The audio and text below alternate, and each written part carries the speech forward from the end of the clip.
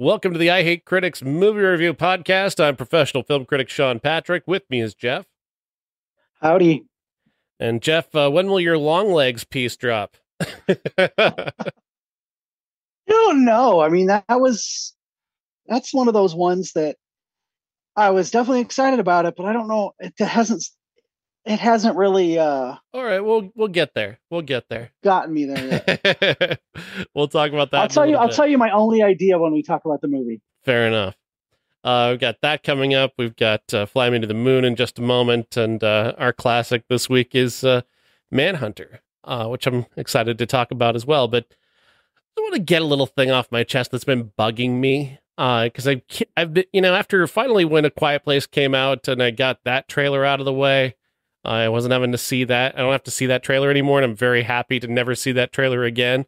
I like the movie, but like that fucking trailer, Jesus fucking Christ, way too much. That trailer was around way too much. But then of course it was replaced by the Twisters trailer, which was everywhere, but like the multiple trailers for Twisters. But the thing that bugs me about the Twisters thing is that I find that the whole idea behind the character that what's his name is Glenn Powell's playing is it's just so disrespectful. As people, we're Midwesterners who've been through tornadoes and we've seen the devastation that a tornado can do.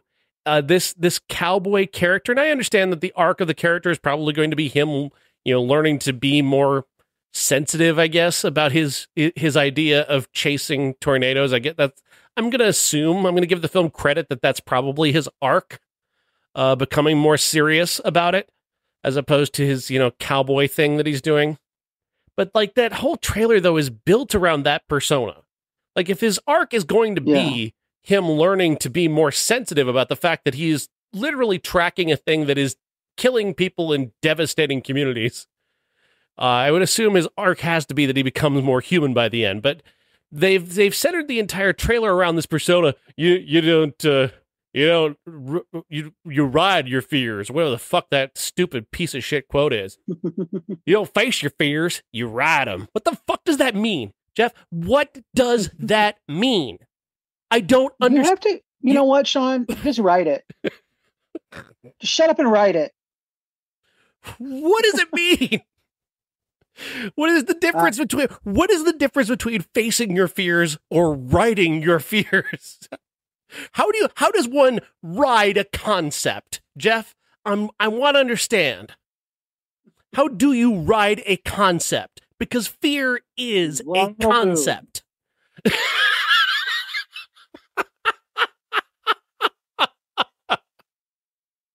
What, you weren't expecting that? I never expect a single thing you say. It is maddening to me. Every time I hear Glenn Powell say that, I want to throw something. It's just so frustrating to have to hear him repeatedly over and over again say, "You don't face your fears, you ride them." He's fucking selling T-shirts about his storm chasing. They did that shitty thing that movies have done for years, where they're like contrasting the actual scientists who are all stuck up and scientific and the down-home boy who's just out here for the thrill of the chase. Fuck right off. I mean, I'll say this for Twister. Twister had it both ways, and they did it really, really well because they had, because they did have two people in there who were actual scientists who were doing actual science about tornadoes, and that's really what mattered. And yes, they did engage the idea of storm chasing, and they engaged the thrill of that via the soundtrack, via the cinematography. Jan de Bont is definitely like the movie he's treating the movie like a ride, but he respects the characters that Helen Hunt and Bill Paxton are playing, who have a lot of respect for the devastation that a tornado can cause. But I don't see that in this version, at least based on the trailer. I know that the scientific character is there, and they're going to do kind of a both sides thing. And I understand that storm chasing has become this sort of sport-like thing. I know there's YouTube channels dedicated to morons who nearly get themselves killed chasing after tornadoes. But there is a legit science to what a lot of these guys who are so-called storm chasers doing. They're trying to find ways to save lives with what they're doing. And that is a valuable thing. And that is something that's worthy to make a movie about. That's why Twister, I think, is not a bad movie. Yeah, I just listened to a podcast about the original Twister tonight. Yeah. And one guy pointed, of the three, two of them liked it, thought it was a fun movie. The other one pointed out every inconsistency and stupid moment in it that makes me I'm gonna have to rewatch it again before I see Twisters, because I want to get that feeling of how much I like it back, because that guy took me like completely out of it. I read a very reductive tweet about Twister I think it must have been yesterday, where someone said that that Helen Hunt's character is like, oh, it's like Twisters are personal for her, like like the Twister killed my parents. So killing the Twister is like her, that's her fight, which I think is very reductive of the character, because especially as well as Helen Hunt plays that character. Well, this guy was like, oh, the Twister is chasing her. It's like, this time it's personal. It's like Jaws fought. I'm like, oh, stop. Yeah, exactly. Like, I think that's very silly and reductive of what Helen Hunt is bringing to that. I also love the lived-in quality of Twister, where like that the relationships that are already established, and and again, it's very simplistic. It's very simplistic, sort of blockbuster style filmmaking. But the way he uses Jamie Gertz's character, and she's a cardboard insert kind of character, but it does show like very drastically the difference between this outsider and this group of people who know everything about each other, who are just like in each other's pockets. And I really thought that dynamic of that group was fantastic. Even as Philip Seymour Hoffman is like completely over the top in his performance, he's still Philip Seymour Hoffman. He still has a likable quality to him, and I guess that whole team, every member of that team had a quality to them that made them kind of likable. But you could tell that it felt like people who knew each other for years, and I really enjoyed that dynamic. I don't enjoy this trailer for this new movie, and I'm trying to be as fair to this movie as possible, but if that attitude persists through this movie, it's going to just irritate the fuck out of me. And that line is so dumb. It's so dumb, Jeff. Yeah, it is such a dumb line. It is the dumbest line of dialogue in any movie this year. I'm gonna stake my claim to that. I've seen some dumb movies. I saw that stupid Anne Hathaway romantic comedy. There was a lot of stupid shit in that movie. This was like top tier dumb.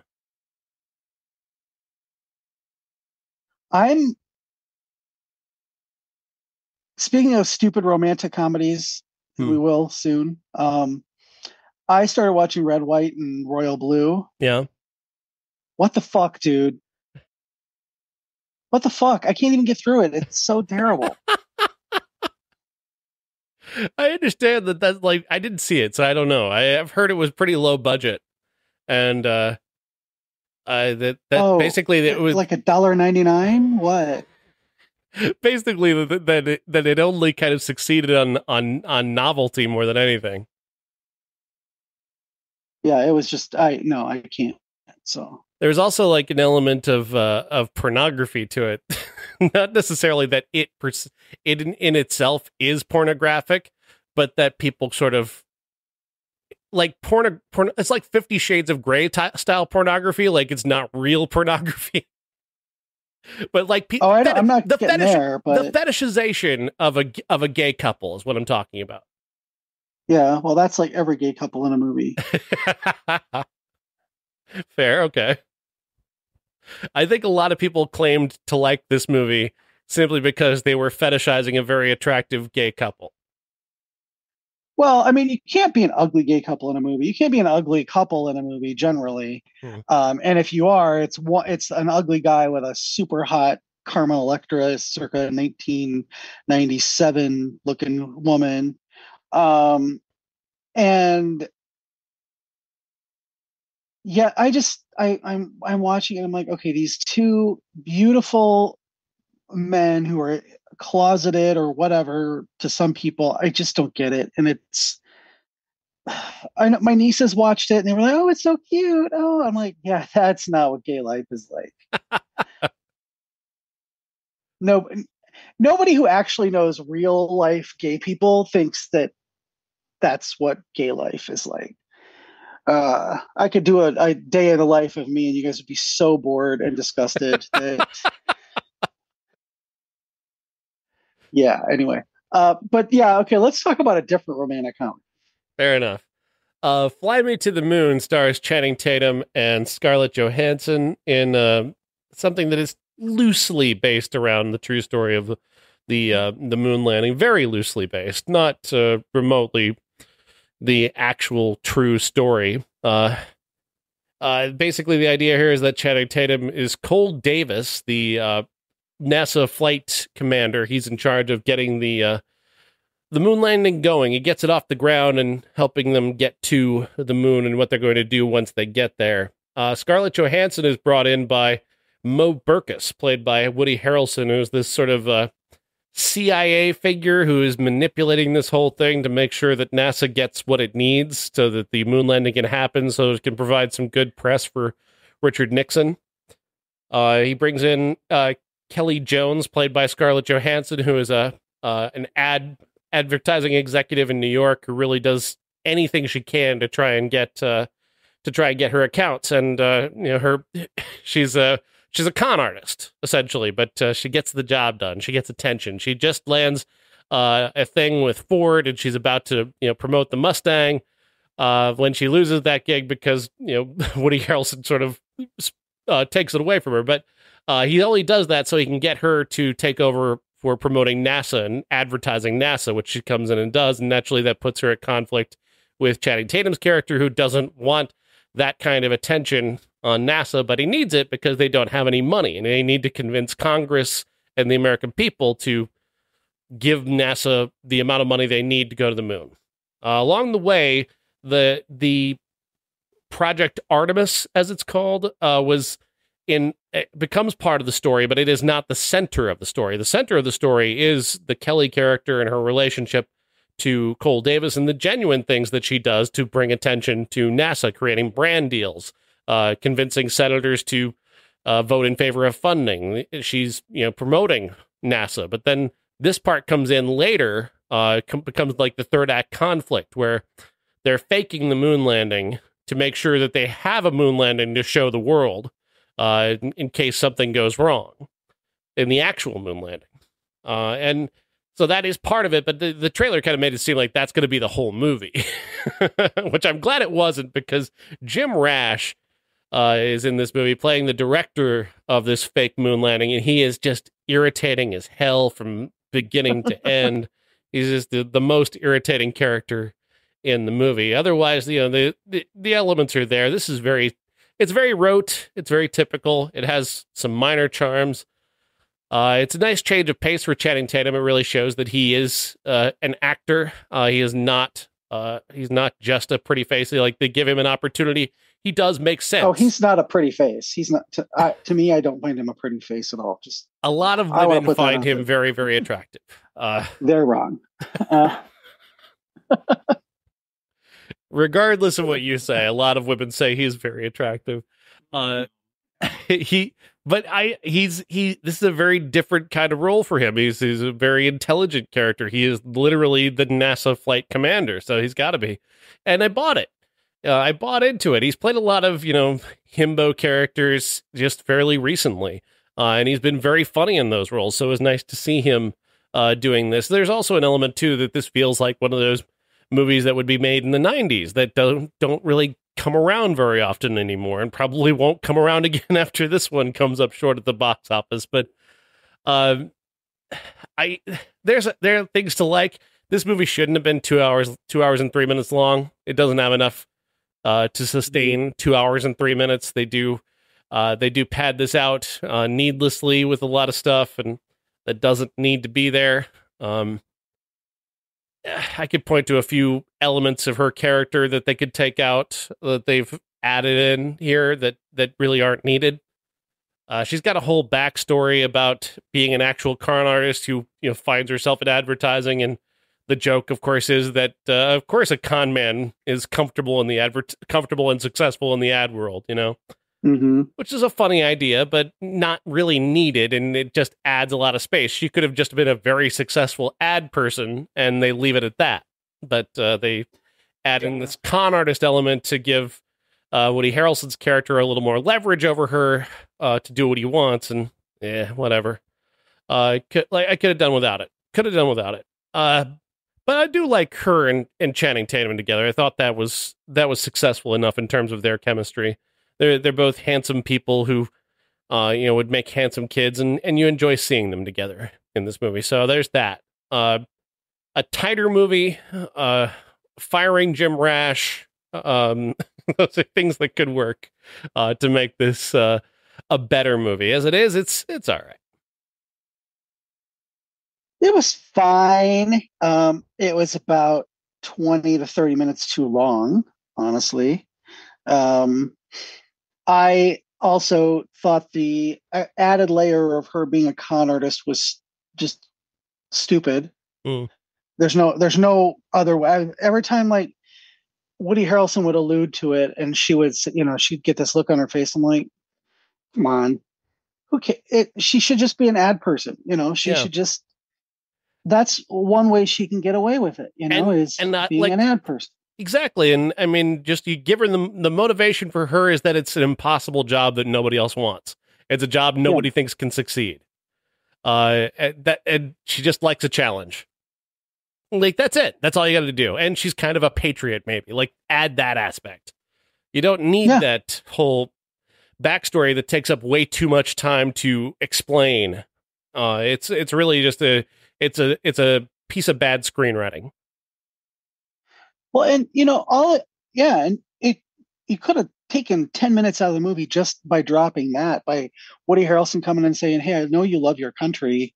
Do you want to save it? Do you want to save our space program?" Mm-hmm. Yeah, sign me up. And then even Anna Garcia's character, Ruby, she could have said, "You're working for Richard Nixon." She was like, "I'm working for the United States of America." Yeah. And then, gotten both of them on board, and it would have just been so much tighter. They could have gone with, when they, disabled the camera, they could have just said they disabled the camera, and that could have taken a whole other, 5 minutes out of the movie, instead of having to run to the hardware store and steal a TV, and all that. They could have just said, "Oh, we didn't disable it. He thinks we disabled it, but we didn't disable it." Yeah, simple as that.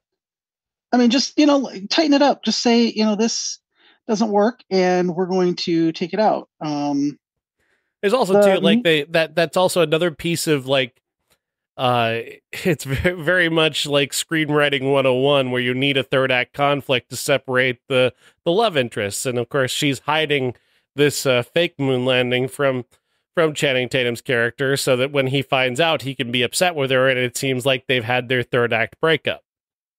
Mm-hmm. Like, that is incredibly screenwriting 101.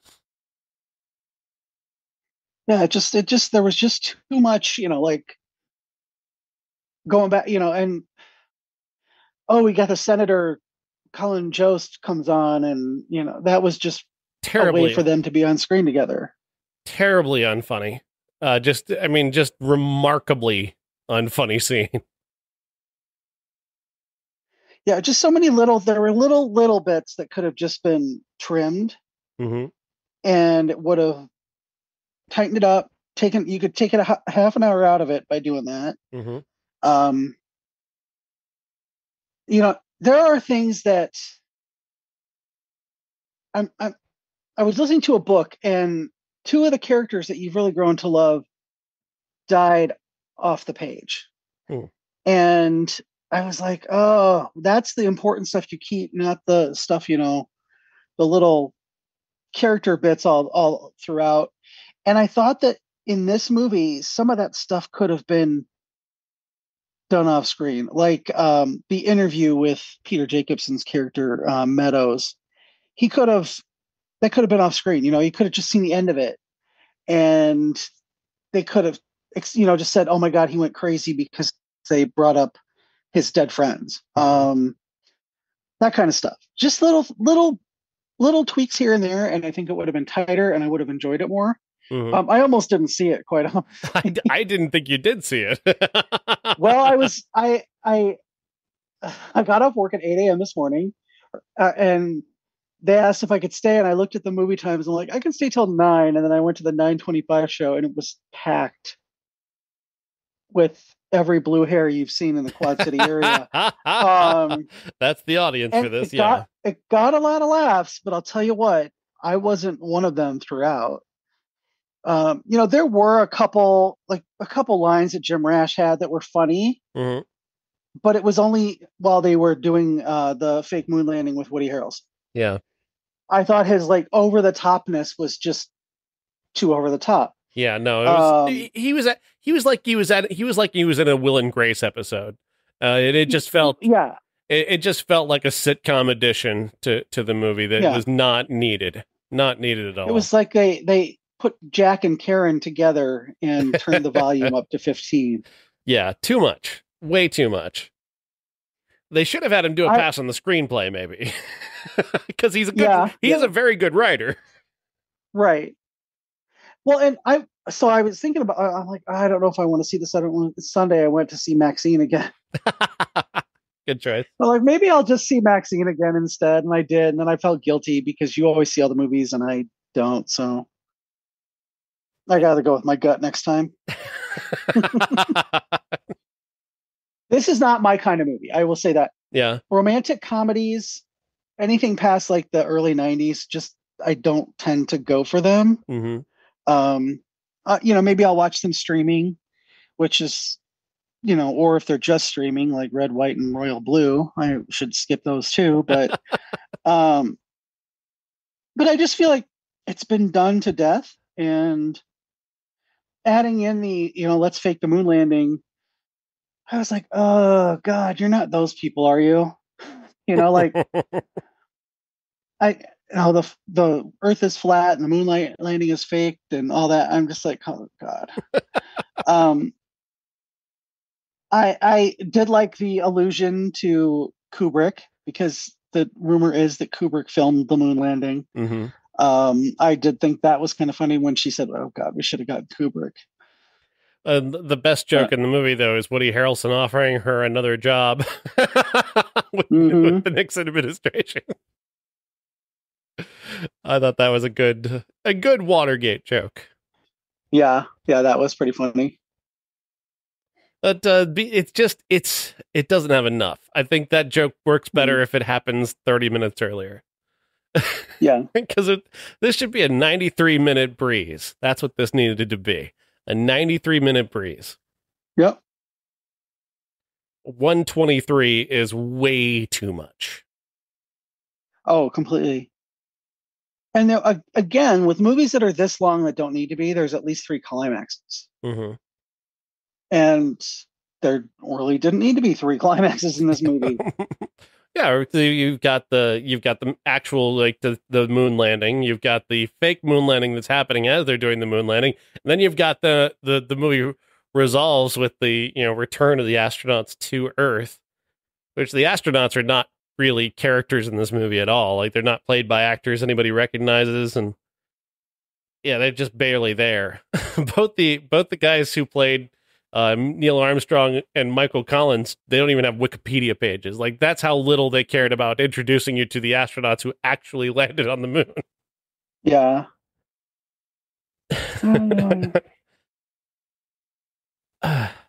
I think there are charming elements, but where did they spend $100 million on this movie? Her wigs. No, there was not enough work put into those. Well, that's another thing too, is like her hair changed so much in this movie from scene to scene, and I'm like, is this supposed to be the passage of time because it's just the next day? Why does she go from having longish hair to having a Janet Leigh psycho cut? No, there's no real consistent like visual aspect of this movie. They don't really set up visual motifs well. There's no real care put into the filmmaking. It's very rudimentary in that way. There's no, like, we're going to talk about a movie later on that is a movie that uses color in a very traditional genre film better than most, movies that get credit for that. That's frustrating to me that there's like, we're going to talk about Manhunter later, and the first 10 minutes of Manhunter is better than 99% of the movies I've seen in my life. And that's just the first 10 minutes. And it's all things that every director should be capable of, but aren't, clearly. And Greg Berlanti is certainly somebody who demonstrates that you can be given $100 million, but if you can't master putting simple things together like editing and theme and layering in detail in just a short period of time, you can have all the money in the world and it really doesn't matter. Yeah, it didn't have, it wasn't cohesive enough to be anything better than, what it was. And if it had been, we would have been able to like laugh and feel for the characters, but it didn't really. No, it's too busy. It's too busy treading water and wasting our time. All right. Next up, we are talking about the movie Longlegs. And this comes from director Osgood Perkins and stars Nicolas Cage and Maika Monroe. Maika Monroe plays an FBI agent who gets brought in on a serial killer case after she demonstrates a sort of, maybe some sort of low-level ESP.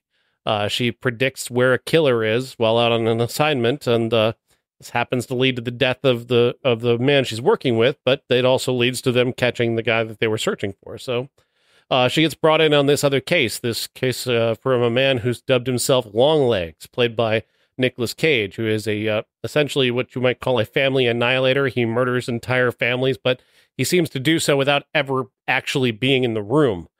There are supernatural elements to this movie, but the most supernatural element is, of course, Nicolas Cage, who is himself just a figure of such legend and of such awe that he really he really does stand out in every possible way. Longlegs is a disturbing character, and I did love the way that Nicolas Cage played him. It is full on Nicolas Cage. It is the crazy Cage of myth and legend, but I found it very effective here. I found most effective the look of the character is very odd. It reminded me in a strange way of, I compared him in my review, Jeff, to a combination of like, was it Cliff Richards and what's that other evil bastard from England, the comedian? Eddie Izzard? No, Ricky Gervais. No. Jimmy Savile. Jimmy Savile, the pedophile and potential murderer who was a staple of English television for 30 years. Pedophile. Yeah, absolutely. Just a total creep. Just an absolute creep. And Cage definitely had elements of, but Cliff Richard too, by the way, also just a disgusting pervert creep. But there's also left me wanting to see Nicolas Cage play Tiny Tim in a movie as well. I would like to see that biopic because he's got that voice down perfectly. Yeah. All of that works together to create this very indelible and very creepy character. And then you have Maika Monroe, who is playing a character who's very reserved, very straight-laced. And I really enjoyed that performance as well. It's not Clarice Starling. She's not plucky. She's not, she may be a rookie, but she doesn't feel like a rookie. She feels like somebody who's fully prepared to be in this situation, even as it is not a situation she's ever been in before. She brings a sort of a competence to it right away that I really liked, and uh, I really thought the dynamic that she built throughout the way she investigated this felt real, even as we were delving into aspects that were becoming more than just the actual search for a serial killer. It takes on these supernatural elements. And I understand there are a lot of people who don't like that supernatural element. I understand that there are people who see what the film comes up with to close that aren't enjoying it. And I understand that. I still found the film incredibly effective. I was kind of taken aback and sort of shocked and breathless at times by it. It definitely it gave me the ick in the best possible way, the way that great modern horror can do. And so I definitely like this movie a lot. Yeah, I did too. I didn't feel the same way about it as you did. There were a couple things that kind of left me a little cold after I thought about it. There were a couple really effective jump scares. One being when she realizes that she took his photograph. Mm. And, when his face comes fully into the screen for the first time, and then it jumps into that the magenta, cyan, and yellow thing. And that's when she realizes. I was like, jumped at that. Alicia Witt completely took me to another space with it. Did not recognize her at no. all. I thought she was what's her Alexandra, married to George Stephanopoulos. What is her name? Hold on, it's gonna drive me nuts. I'm actually looking that up right now because she was on In Living Color. Ali Wentworth. Mm. That's who I thought it was, and then because I didn't do anything, I didn't look at anything at all about this movie because I liked the trailer so much that I didn't want to. The trailer was so effective, but so didn't tell you anything that I really didn't want to know anything about it except for, I had to look up just slightly to see for a classic. And she, not knowing it was her, I thought it was Ali Wentworth the whole time, and I was like, wow, she's really, really great. Did not see the twist that's there. Didn't the last part where she's at her partner's daughter's birthday party, that didn't really land for me, just because I thought it was one of those things where she would have been able to reach him before he, killed his wife and was coming for them and all that. I was really surprised, at her mother's fate, based on how these movies tend to be. I really, at first, wasn't sure about the supernatural element. I'm like, not what I expected. But then I went with it, and it was, oh, okay, this is, much better than, your typical Silence of the Lambs procedural. Like, I think that they were marketing it as to people. Yeah, I'm so glad. I'm so glad I went into this as cold as I did. I don't usually get that. I usually have way too much knowledge about the movies that I'm seeing. So I thought it was terrific to be able to have as little information as I had going in, and that certainly did help this movie a lot. I also one of the fact that it was a little bit, the fact that he lived, in their basement and she didn't remember him or know anything about that stretched my credulity a little bit towards the end. But I mean, if you go with it, it's so much more effective and kind of scary and disturbing.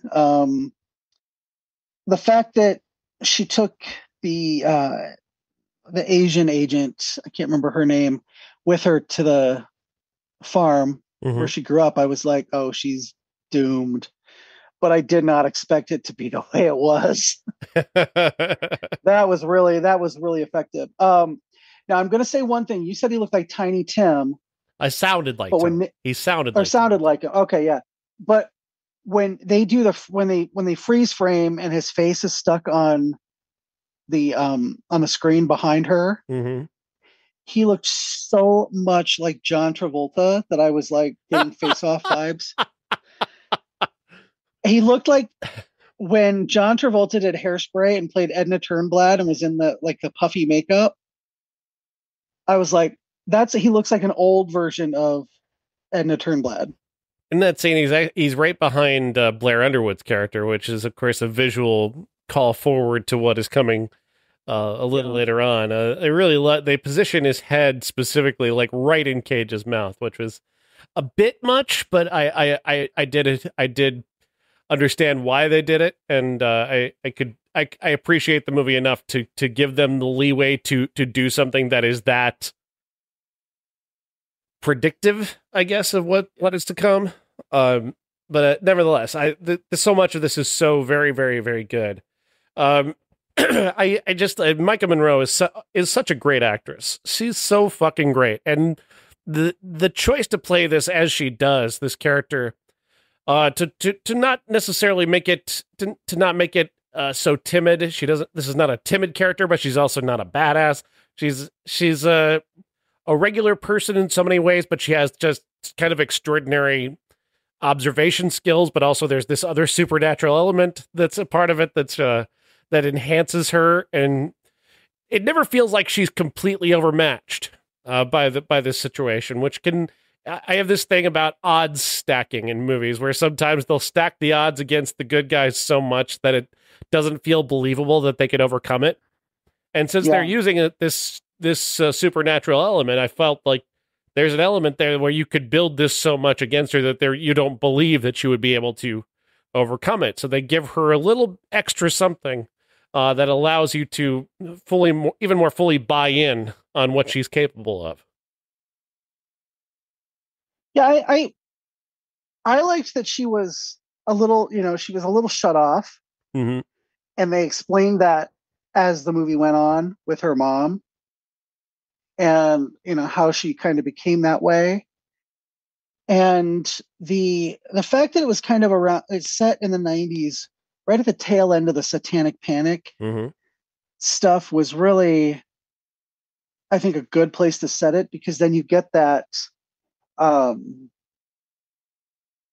get that kind of overweening feeling that a lot of these people were said to have repressed memories, and this shows how she did. So, also the 90s detail is a really good one too, because the only way you know that this movie is set in the 90s is there's probably, I mean, obviously the lack of cell phones is one thing, but or modern technology, they kind of work around that too, where you don't really, this is more about these conversations between these characters than it is about anything they might need to capture that conversation. But it's a picture of Bill Clinton. It's just a visual, like there's a picture of Bill Clinton in Blair Underwood's office, and that's the main thing that tells you where this movie is set. There's no awkward dialogue. Just go, oh, 1995 has been tough, I tell you. Yeah. Something stupid like that. There's also an element at the end of the 90s. There's also an element of the plot that's tied into dates as well that also gives you an aspect of that as well. It's a very smart film. It's an incredibly well shot movie. Osgood Perkins has a great eye for architecture. There's one scene where she's just having a phone conversation with her mom, and he shoots it at this sort of middle distance where there are these competing stairwells around her, but it creates this frame that reminded me of that.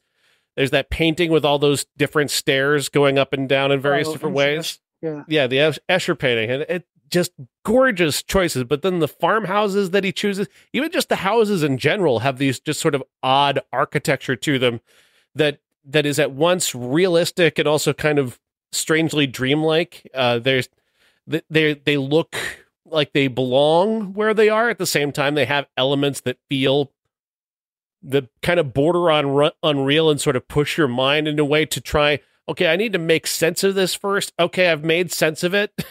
and that keeping you off balance visually that way is such a strong part of this movie.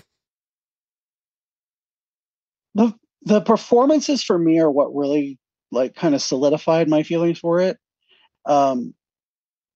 Everybody, Nicolas Cage, obviously, Maika Monroe, obviously, Alicia Witt, Kiernan Shipka. Like, I didn't know she was in it, obviously, because I keep saying obviously, sorry. I know her and Oz Perkins have a history from The Blackcoat's Daughter, and she's just such an incredible actress that when I saw her, I'm like, okay, that kind of elevated it for me. And I think that when she's telling, her side of the story, and they realize, they got to go to the farmhouse and all that and find the doll, I was kind of hoping that the dolls were hidden at each one, and they had, that's what they had to find in order to reveal him. But it's a good detail, though, that they would miss the fact that there was a doll around. I mean, that's not the first thing you're going to look for. You would have to, you'd have to know to look for. Why would they go to the barn? Yeah. They had no reason to go to the barn until she said, X marks the spot and all that. So. And what a smart choice those dolls are so fucking creepy. That's such great construction. It's a really, really great piece of construction. That is such a great detail, and it seems just like the kind of super creepy thing that the character Longlegs would be doing. Spending all his time, and the ciphers are another smart bit. It's really, all of it is so smart. Mm-hmm. An interesting way to kind of explain why she doesn't have any memory of that he lived in their home, or what happened after she went out to meet him in the yard, with that when Alicia Witt's character shoots the head of her doll, Maika Monroe's doll, and it explodes the head and that little sphere that's on the inside. When that explodes and you see behind her kind of the smoke coming out of the back of her head like a gunshot. Yeah. And that's kind of explained as her amnesia / her psychic ability, where that comes from. And I thought that was really cool, because then, now if she, depending on what were to happen after the events of this movie, she could just be a regular agent. I really liked that little detail that I know a couple of people missed in my screening, because they were like, I don't get what's going on. And I'm like, afterwards, I was telling the lady who's sitting by me, she goes, do you know when she shot the doll's head off, what happened? I was like, oh, like all the stuff that she'd been repressing was in that sphere. And that's where the other victims would have, if they had survived, like Kiernan Shipka's character, that they would have had the amnesia too, and maybe the psychic abilities. So, just very, very good all around. Solid construction, just incredibly well put together. Really, Osgood Perkins just fucking nailed this. Yeah. And I was I'm so prepared for Nicolas Cage anymore. I don't know that I feel like, okay, this guy can't possibly do anything that's going to catch me off guard. And then he just goes, cuckoo, cuckoo. And I'm like, fuck, what the hell was that? Like, God damn it. How did he do it? That was very unsettling. Like, there's the Mandy scene where he's in the bathroom in his underwear and that shirt, and like that scene like is another one where it's like, fuck, where did that come from?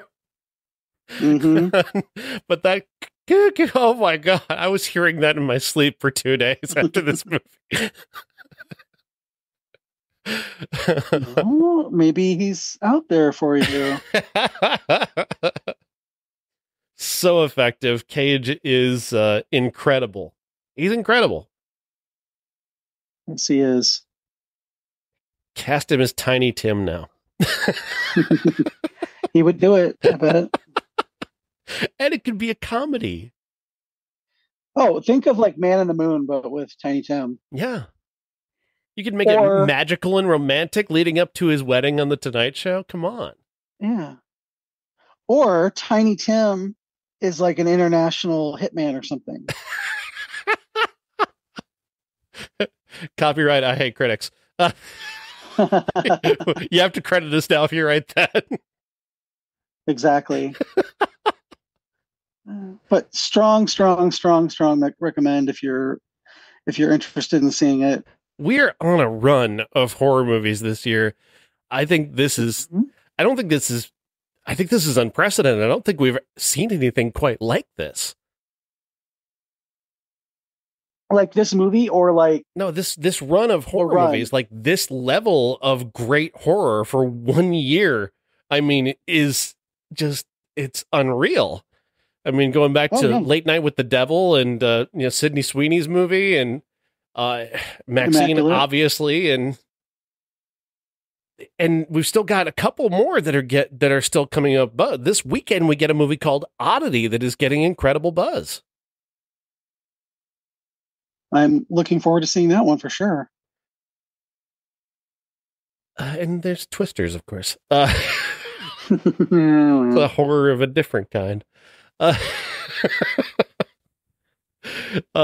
have to figure out, because we're not going to do Twister for a classic, are we? Or should we? I don't know. I hope not. I don't want to. I don't know enough about Oddity, thankfully, because I don't want to know any more than I know right now. I like what I know about it. So we'll need to figure out a classic for next week. We haven't done that yet. Okay. Let's see.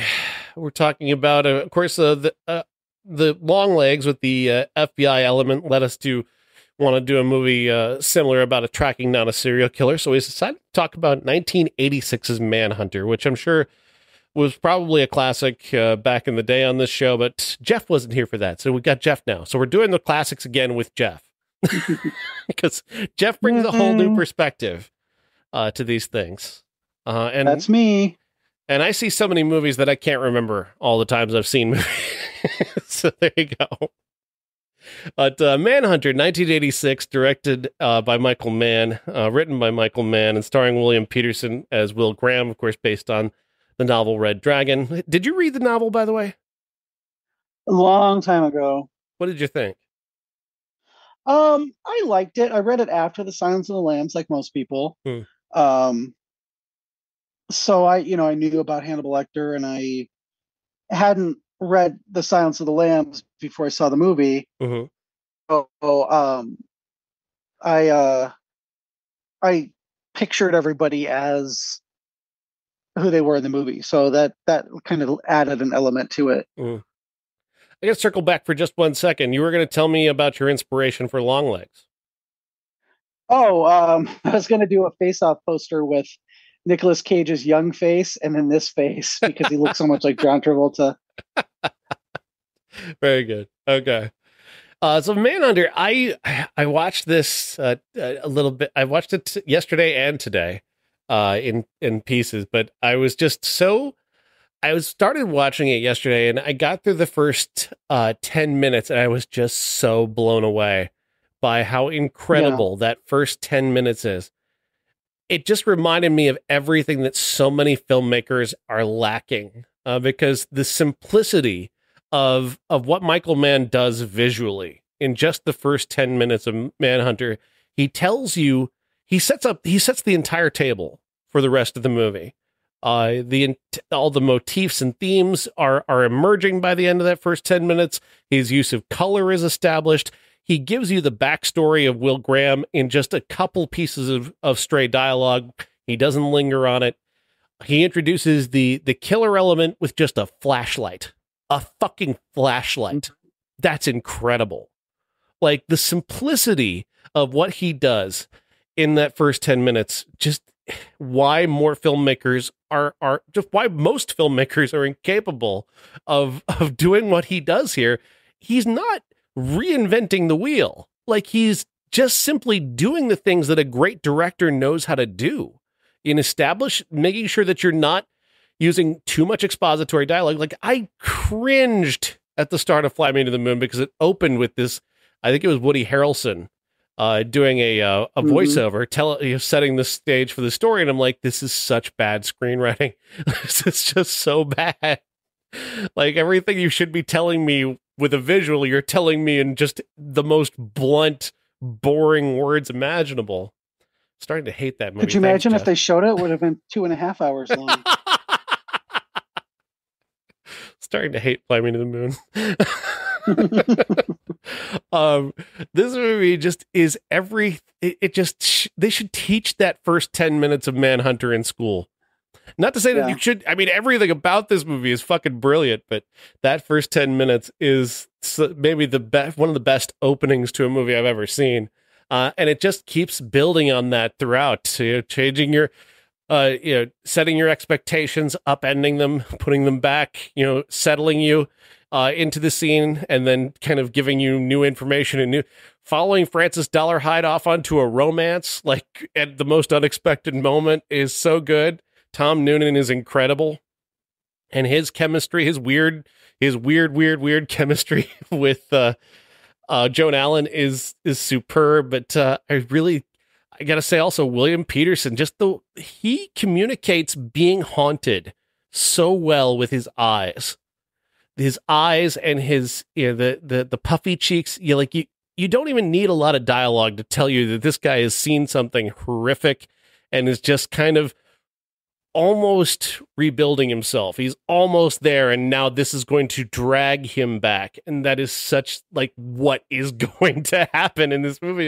That's established in just a conversation he has with Farina and a conversation he has with Kim Greist, and they're just not even like, it's not blunt. Well, you remember what happened when he investigated this case. You're gonna drag him back into that. Nobody says that. No one says the blunt thing. They know, because they don't need to. They know what they're talking about. They've known each other for years. These people, they don't need to rehash everything for us. They don't need to reintroduce their relationship to one another. Like so many other movies, they would have had, Will Graham, Jack Crawford. Yeah, Jack, we've been friends for years. Oh, Jack, I was just thinking about that time that you took down Dr. Hannibal Lecter, the psychiatrist from Baltimore, who tried to stab you and kill you. And remember then when you were in the paper? And yeah. There are so many good things about this, but I love the use of color, the color blue. Now, when I think of blue in movies, the tendency seems to be that it's applied to things that are icy or cold. But what the cinematographer does here is he makes blue very warm and inviting, and then he can turn it cold if he needs to. And that's just, the subtlety of that use of color. Again, I'm just gushing about this because it's so very, very good. I know that last week I said that I liked Red Dragon, and I watched that again too. Yeah. This weekend, just to see. I watched this and then I watched that, and I was like, the only thing I really like about that is Anthony Hopkins. Because I think that movie, it's fine. It does the blunt thing, though. It does have those scenes where people are introducing themselves to people who should already know who they are, and it does have like elements that feel too much. It does too much talking, too much explaining. Yeah, it's one of those things where it's like, okay, you're here to see Hannibal Lecter. You're not here to see Will Crawford. You're not here. So let's just get it out of the way and tell you everything. Kind of narrate the movie as you go along a little more. Yeah, Peterson's Graham is like, this guy's seen Hannibal Lecter. Yeah. And you just know that looking at him. You can tell contextually this guy's been in the room with that guy. You get the hauntedness from him that you don't get from Edward Norton. And I don't know if that's because Edward Norton is in, in other movies as somebody who's in control all the time. Mm-hmm. It's a very different like in, energy. Yeah. More anxious. Yeah. You're getting the Fight Club Ed Norton. You're getting the Incredible Hulk Norton. You're getting the Primal Fear Norton in your head the whole time. Whereas with William Peterson, he wasn't really well known when this came out. Mm-hmm. So, I guess that's to his credit. Now, you've seen him for 12 seasons on CSI, but he still has that quality in that show. So. Mm-hmm. It's such a good performance. What do you think of Brian Cox versus Anthony Hopkins? Oh, Anthony Hopkins is Hannibal Lecter. Yeah. Brian Cox, he's good as Lecter, but he doesn't have a creepy factor that Hopkins did.